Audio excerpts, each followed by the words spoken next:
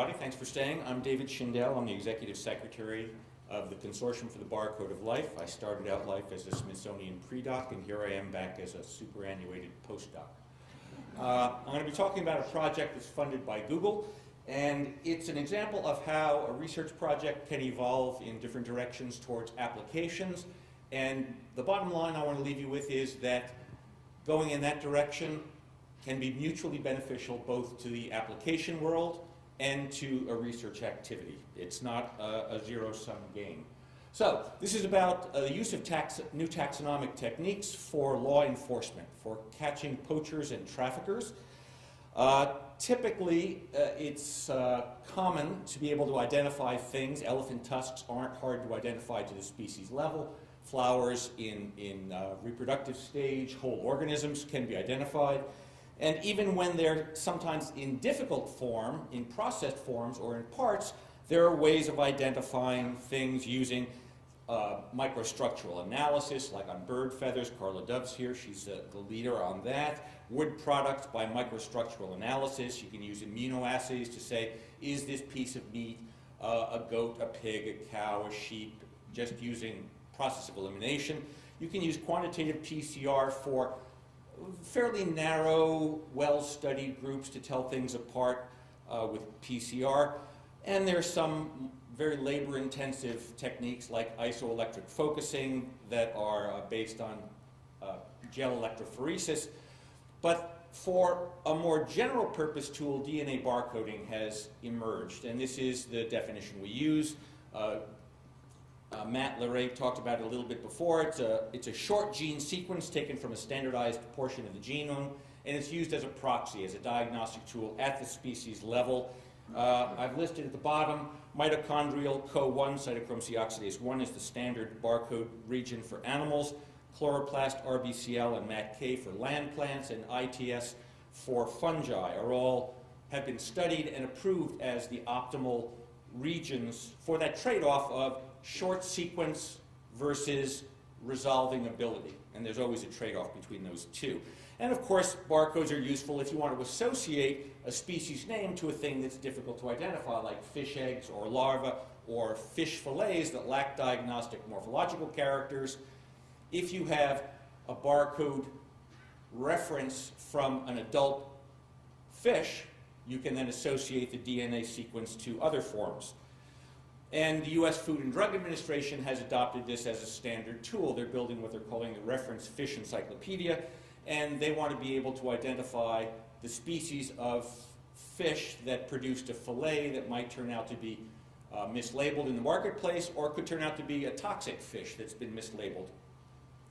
So here's an example. If you start with a barcode sequence, I've taken from GenBank a seed reference record from a savanna elephant in a Polish zoo, and say, show me everything that it's like. This is to demonstrate how the reference library works in GenBank. You get at 100% or 99% a bunch of other savanna elephants from Africa.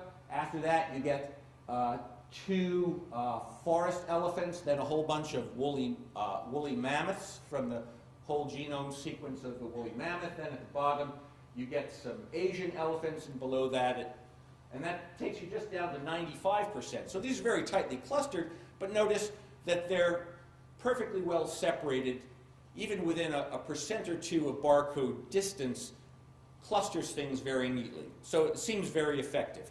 Now let me talk about the Barcode of Wildlife project. We were approached by Google in 2012. They asked us if we would be interested in writing a proposal. And I actually misplaced the email for 2 weeks and forgot to answer it. So they wrote again, said, asked you to submit a proposal. Yeah, I'll submit a proposal. So after a few months of negotiating, they awarded the Smithsonian $3 million for a project to work with 6 developing countries, partner countries. It's not about law enforcement in the United States, it's about developing countries. So we've been working with Mexico, Kenya, Nigeria, and South Africa.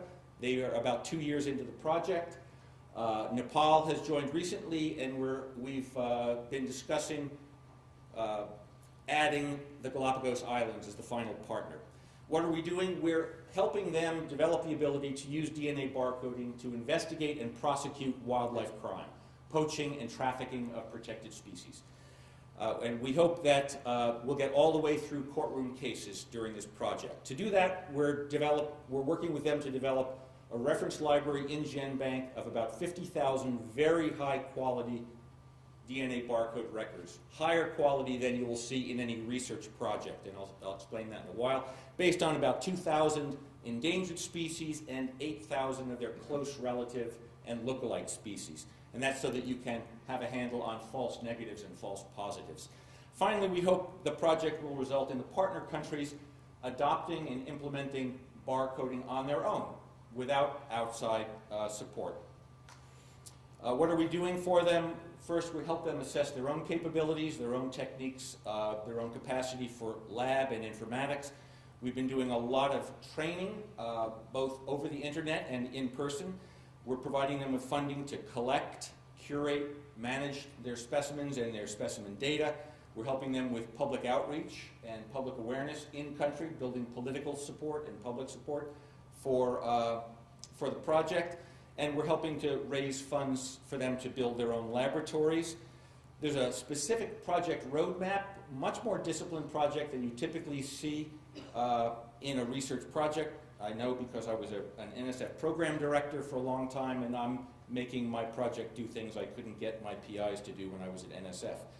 So we are in the process of constructing the reference library, but we had to first establish what are the legal standards in each country for the admissibility of barcode evidence. That is, when an expert witness gets up on the stand and said, I had this piece of meat or this powder or this egg or this bone chip, and I believe it came from species X, how will you prove it? Well, you have to refer to the reference library, you have to explain how that was built, you have to explain how do you know that the reference records weren't misidentified. So we have to have very highly documented records in the database. We're using the barcode data standard, we're enhancing it.